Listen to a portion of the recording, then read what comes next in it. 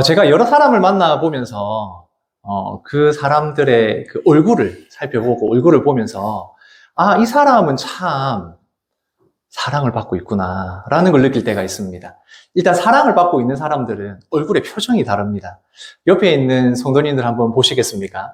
사랑받고 있는 사람의 모습이 맞습니까? 한번 살펴봐 주십시오. 우리가 서로를 사랑하게 되면 우리 얼굴은 달라지게 됩니다. 이번 한 주간을 우리가 보내시면서 이 한 주간의 삶 가운데 나의 얼굴에서 정말 사랑이 드러나면 좋겠습니다. 왜 그래야 되느냐 하면 우리는 이미 주의 사랑을 받고 있기 때문에 그렇습니다. 그러면 당연히 우리의 얼굴 표정과 이런 것들이 다 드러나게 되어 있습니다. 그래서 오늘 좀 다른 것 같다. 이번 주에 보니까 뭔가 다른 것 같은데 생기가 넘친다. 너무 이 아름다운 웃음과 미소가 있다라고 할 때 분명히 그것은 우리가 주의 사랑을 느끼고 경험하고 있기 때문이라고 생각합니다. 옆에 분들하고 인사해 주시겠습니다. 주 안에서 사랑합니다. 라고 한번 인사해 주십시오.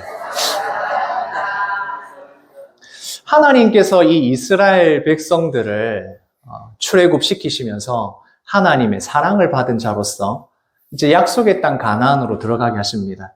우리가 말씀을 통해서 볼 때에 하나님의 사람으로 선택을 받은 그 백성들이 하나님의 사람이라는 것을 어떻게 알게 되느냐? 하나님이 불러주셔야 알게 됩니다. 그래서 하나님의 사람이다라는 걸 알게 되면 이제 그 하나님에게 받은 사랑을 가지고 고백하게 됩니다. 아, 나는 하나님을 사랑합니다. 하나님을 사랑합니다. 라는 고백을 하게 되죠.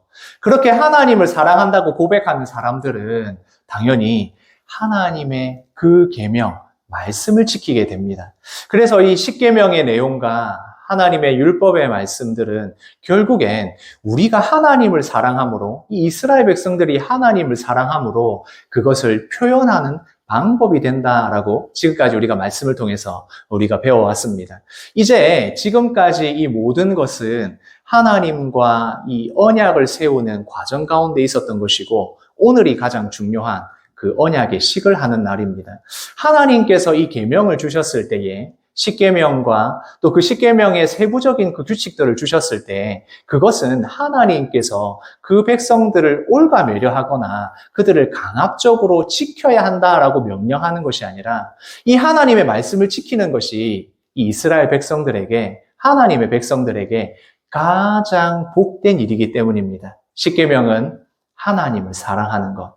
그것으로부터 시작이 되어서 하나님을 사랑하는 사람들이 어떻게 이웃을 사랑하며 나아갈 것인가. 하나님을 사랑해야만 이웃을 사랑할 수 있고 이웃을 사랑하는 것을 통해서 우리가 하나님의 사랑을 드러내게 되는 것입니다. 그래서 이것은 나 혼자만의 나의 욕심과 이기심을 채우는 것이 아니라 하나님의 말씀을 지키는 것이 나에게도 복된 일이고 조금 더 나아가서는 우리 가정이 복된 일이고 그리고 교회 공동체 안에서도 이 말씀을 지키는 것이 가장 행복한 길이고 그리고 나아가서는 모든 사람들과 가장 행복하게 사는 방법으로 바로 이 계명을 우리에게 주신 것입니다.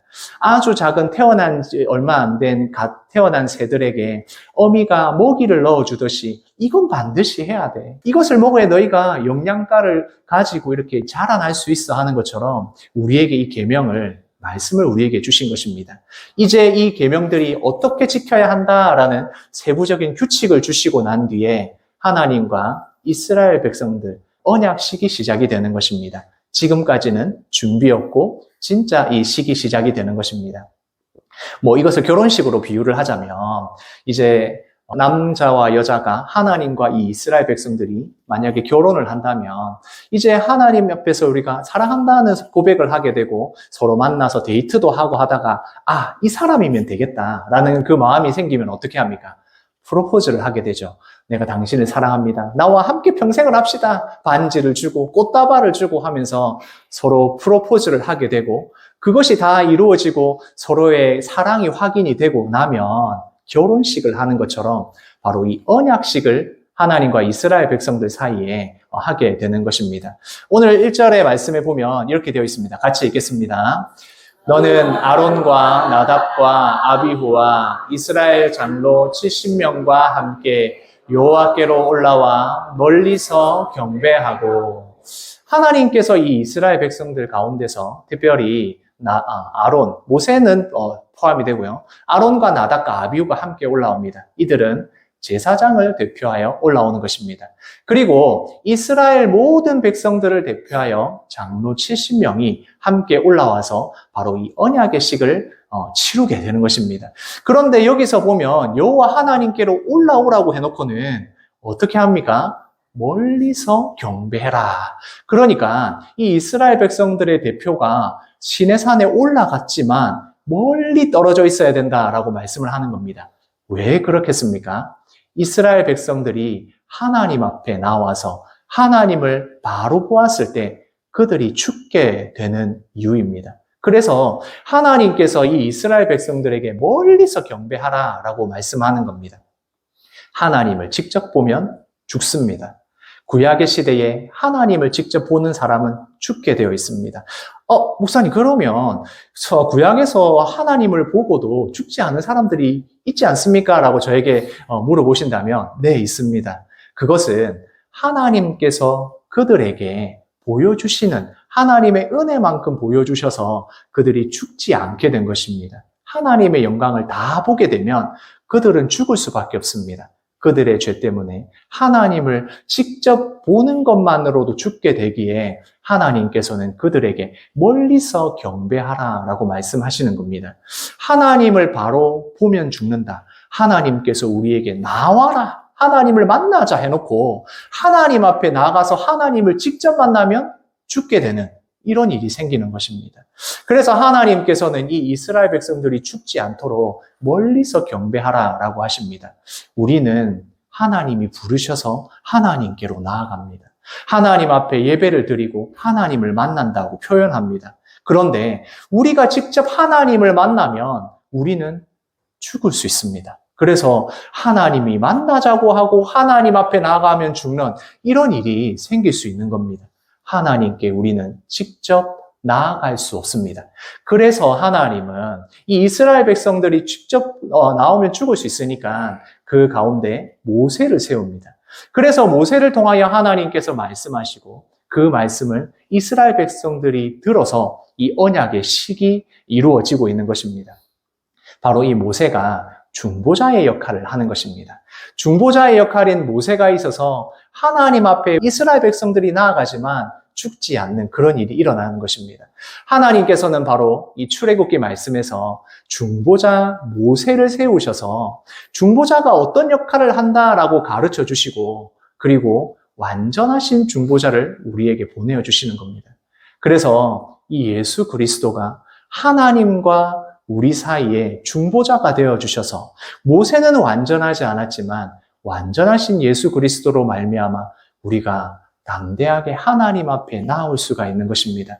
그래서 이스라엘 백성들에게 앞으로 오실 완전한 중보자에 대해서 가르쳐 주시고 성경을 읽는 우리도 이 중보자 모세가 바로 예수 그리스도가 완전해지신 것을 가르쳐 주시기 위한 그림자였구나라는 걸 알게 되는 것입니다.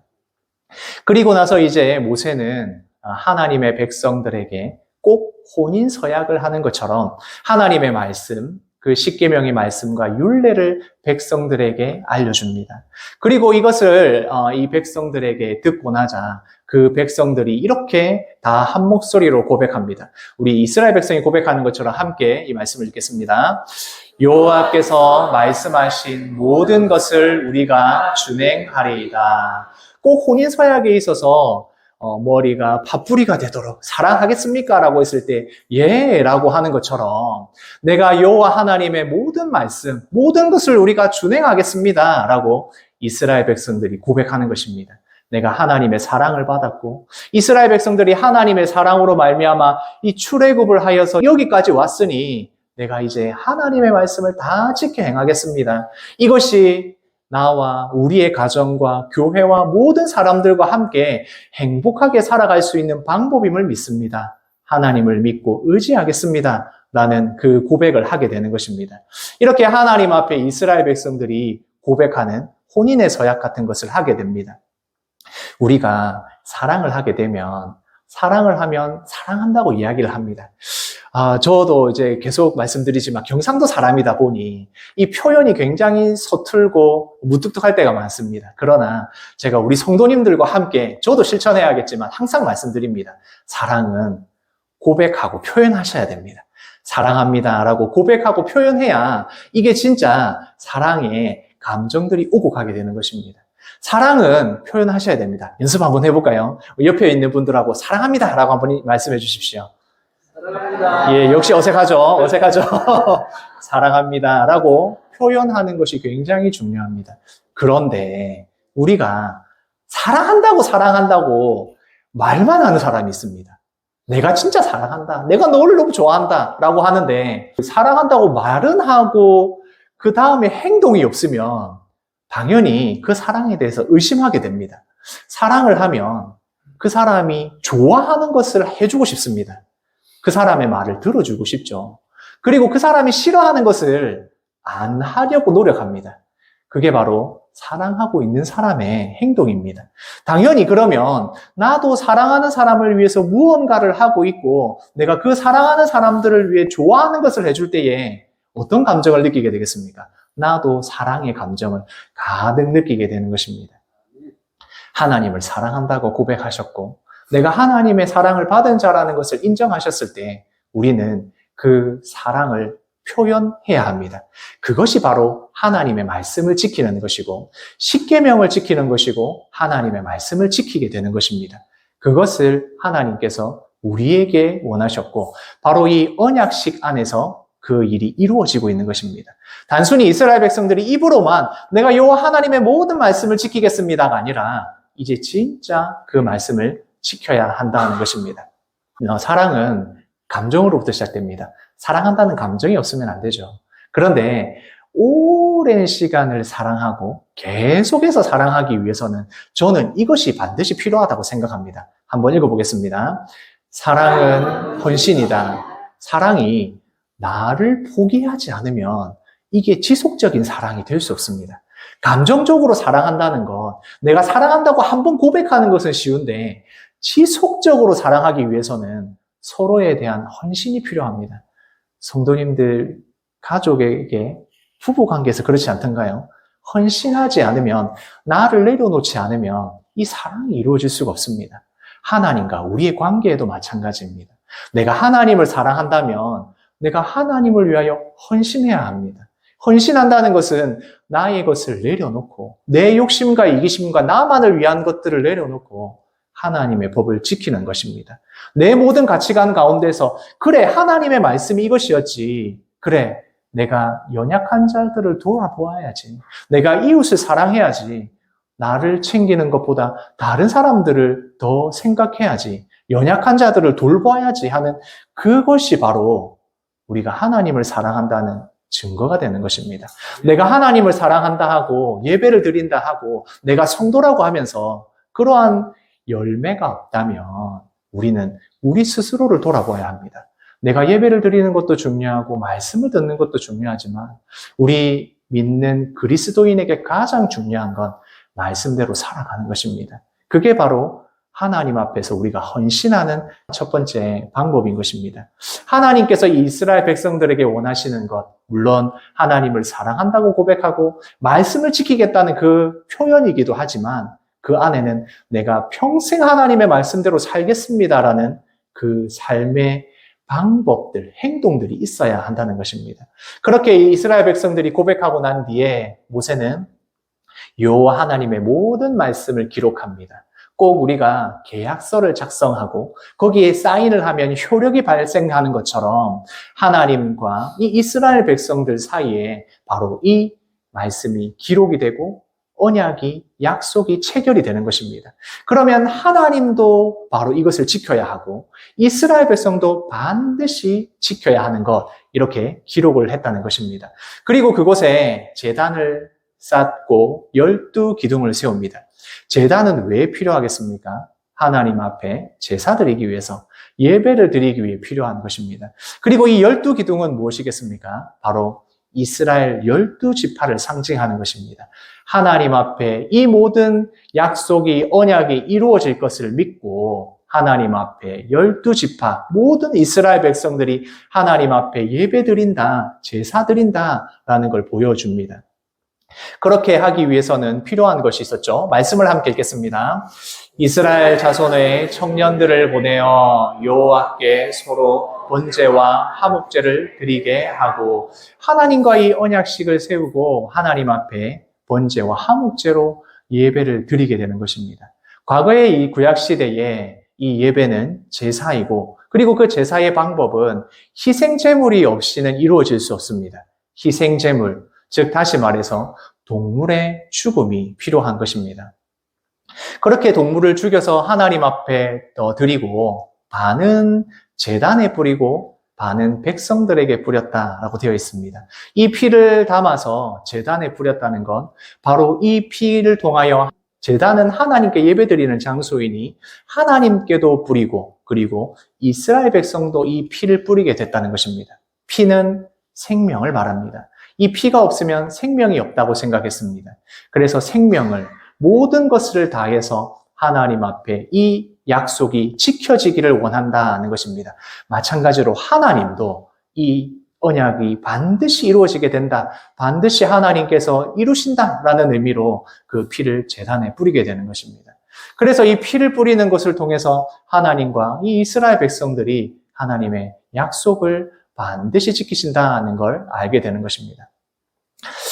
저희 그 막내 아이가 임신을 했을 때, 저희 아내가 임신을 했을 때, 그때 있던 교회 장로님께서 이제 임신한 임산부가 있으니까, 그 위에서 주신다고 가물치를 한 마리 잡아오신 겁니다. 그것도 낚시로 잡아오셨는데, 꼭 그렇게 할 필요는 없었는데, 그거를 기포기를 이용해서 살려서 오신 겁니다.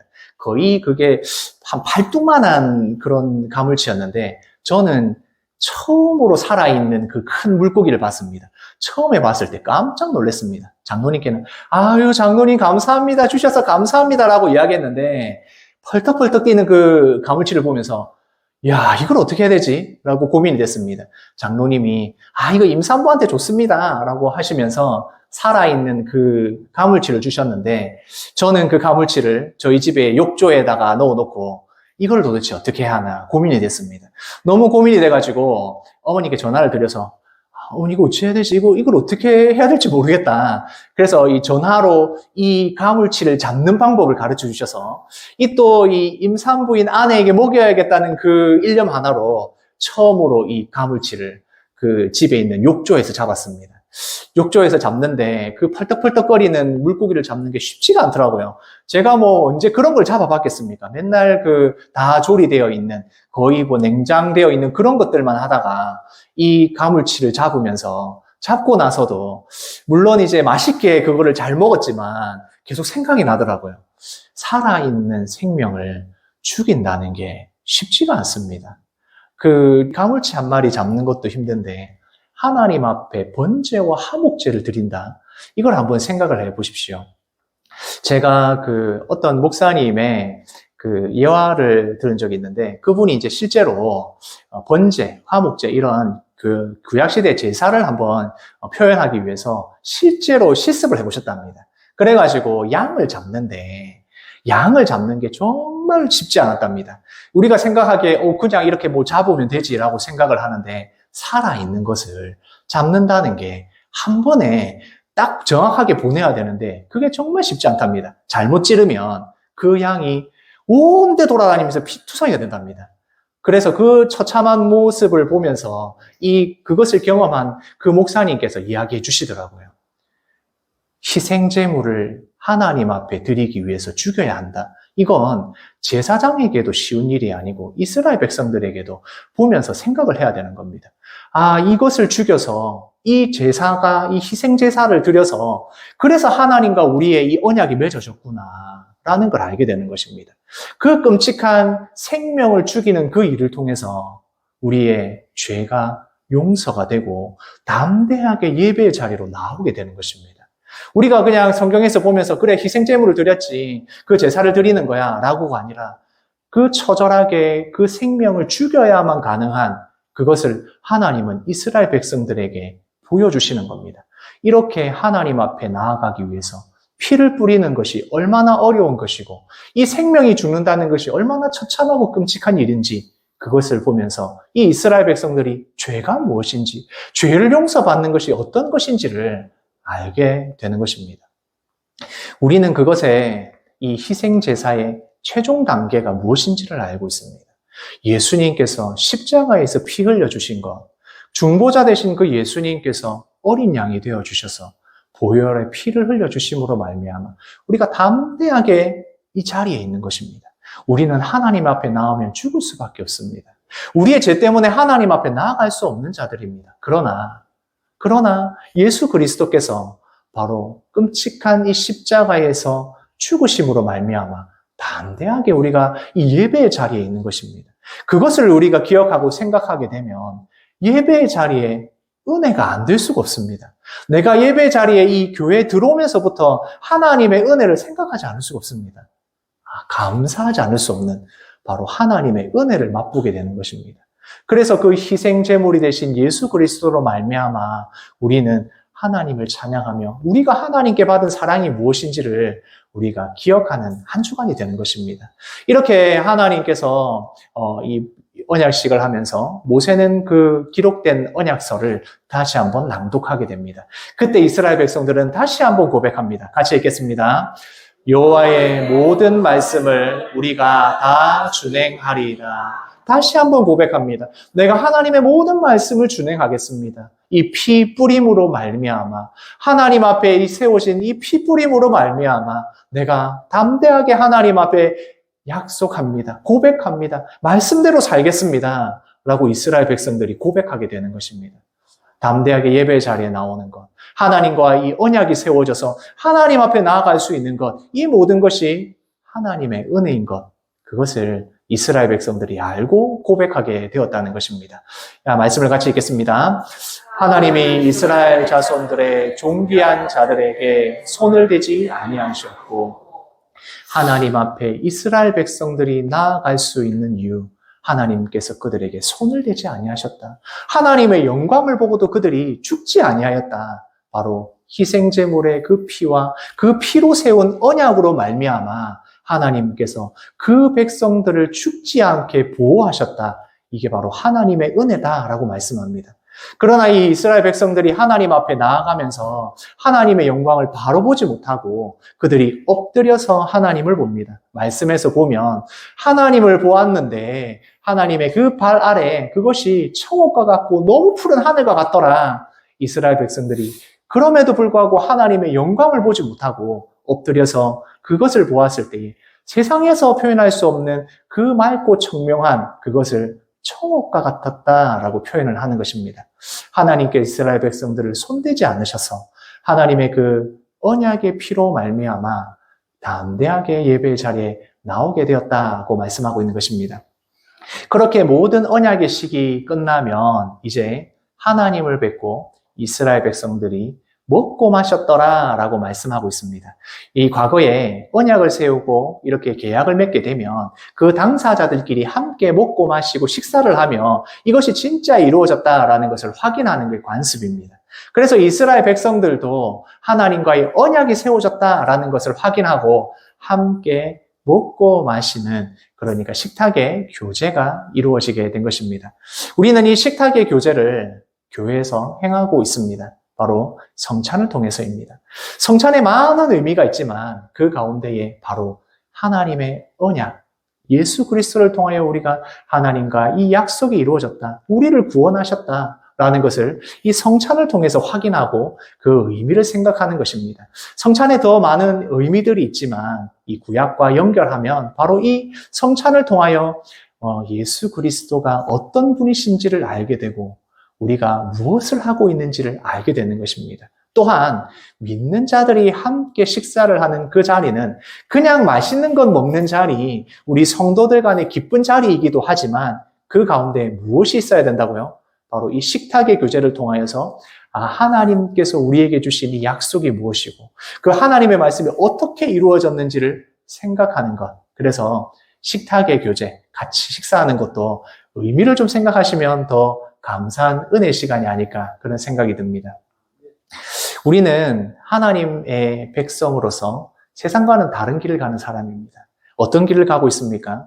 나만을 위하여 살지 않고 하나님을 위하여 살아가고 하나님의 말씀으로 이웃을 생각하는 마음을 가지고 그래서 다른 사람들을 배려하고 연약한 자들을 돌아보고 사회적 약자에게도 관심을 가지고 그러면서 하나님의 말씀이 이루어져 가는 것을 믿고 나아가는 그래서 세상과는 다른 길을 걷는 그리스도인입니다. 그래서 우리는 서로의 교제가 필요합니다. 하나님의 말씀을 통하여 같이 가는 식탁의 교제를 하는 우리 성도들이 필요한 것입니다. 우리에게 왜 교회를 주셨습니까? 이 교회 공동체를 통해서 계속해서 새롭게 하나님의 말씀을 다지고 다지는 것입니다. 그래서 세상 가운데서 또 가치관이 들어오죠. 아니야, 이렇게 살아야 행복한 거야. 그 남을 위해서 그렇게 살면 안 돼. 라고 하는 그 모든 가치관 속에서 다시 한번 하나님의 말씀으로 사는 게 가장 복된 것이야. 이웃을 사랑하고 하나님을 사랑해야 돼. 하나님의 계명을 지키는 삶이 진짜 복된 것이다 라는 걸 우리가 서로 확인하는 것. 그것이 바로 예배의 자리고 교회 공동체가 필요한 이유입니다. 오늘 그래서 우리가 함께 예배하는 이 자리가 복된 자리인 것이고 하나님의 은혜가 있는 자리가 되는 것입니다. 오늘 말씀을 통하여 세 가지를 생각했으면 좋겠습니다. 첫 번째는 이것입니다. 함께 읽겠습니다. 중보자 예수 그리스도를 보내주셨습니다. 우리는 죄 때문에 하나님 앞에 나올 수 없는 자들입니다. 예배의 자리에 아무렇지도 않게 나오는 것, 그러나 이것은 하나님이 우리에게 주신 은혜입니다. 예수 그리스도를 중보자로 세워주셔서 그 보혈의 피를 흘려주셔서 그 언약의 피로 말미암아 우리가 담대하게 예배의 자리에 나오는 것입니다. 마음대로 하나님을 부르고 하나님을 만나고 하나님과 교제할 수 있는 것입니다. 나의 죄로 인하여 나와 함께 할 수 없는 그 하나님을 우리가 아빠 아버지라고 부르게 되는 것입니다. 우리에게 예수 그리스도를 보내주셨기 때문입니다. 두 번째입니다. 함께 읽겠습니다. 하나님의 말씀을 준행하겠습니다. 이스라엘 백성들이 고백했듯이 우리가 고백해야 합니다. 하나님의 말씀을 내가 지키겠습니다. 이게 내가 가장 복되고 행복한 길임을 믿습니다. 나와 나의 가족과 우리 교회와 모든 사람들과 같이 더불어 행복한 길임을 믿습니다. 내가 하나님의 사랑을 받았으니 하나님의 사랑을 표현하겠습니다. 이것이 바로 내가 하나님의 말씀을 지키겠다고 준행하겠다고 하는 우리의 고백이 되는 것입니다. 세 번째 함께 읽겠습니다. 함께 신앙생활하는 교회 공동체를 주셨습니다. 이 모든 일을 위하여 우리에게 교회 공동체를 주셨습니다. 서로가 믿음으로 흔들릴 때에 세상의 가치관에 넘어가려고 할 때 우리가 만나고 교제하고 조언을 듣고 기도해 줌으로 말미암아 다시 하나님의 말씀으로 돌아가고 하나님의 가치관으로 새로워지고 연약한 자들을 돌아보지 않으려니 이기심들을 내려놓게 되는 바로 우리에게 주신 교회 공동체를 통하여 하나님의 은혜를 기억하시는 우리 영대교회 그리고 꿈꾸는 교회 성도님들 되시기를 소원합니다.